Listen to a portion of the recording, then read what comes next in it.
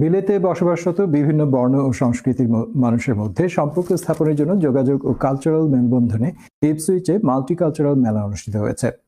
BSc multicultural সার্ভিসের উদ্যোগে এটি ছিল তাদের 12তম মেলার আয়োজন। এতে ইপসুইচ ও এর পার্শ্ববর্তী এলাকা থেকে আসা প্রবাসীদের স্বরূপ উপস্থিতি ছিল লক্ষণীয়। বিস্তারিত ইপসুইচ প্রতিনিধি আনোয়ার পাশার রিপোর্টে। বহুজাতিক আগন্তুকের পদার্পণে মুখরিত এই মাল্টিকালচারাল ফেস্টিভ্যালের সূচনাতে স্বাগত বক্তব্য রাখেন বিএসসি মাল্টিকালচারাল সার্ভিসেসের সভাপতি বশর আলী।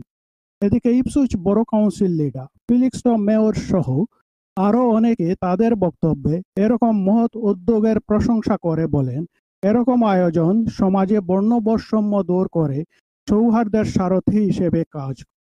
তাছাড়া মেলায় বিভিন্ন দেশের শিল্পীরা নাচ ও গানের মাধ্যমে তাদের দেশের কৃষ্টি ও সংস্কৃতি তুলে ধরে।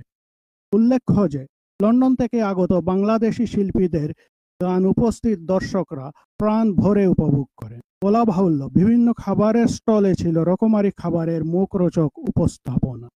তাছাড়া মেলার বাড়তি আকর্ষণ ছিল ফুটবল, ক্যারেম বোর্ড ও কাবাডি খেলা। এদিকে আয়োজক সংগঠনের কোষাধ্যক্ষ মাহবুব আলম শামীমের সমাপনী বক্তব্যের মধ্য দিয়ে 12তম মাল্টিকালচারাল ফেস্টিভ্যালের পরিসমাপ্তি টানা হয়। বর্ণবৈষম্য নয়, সম্প্রীতি ও সৌহার্দ্যের প্রতীক হোক এরকম মেলার আয়োজন।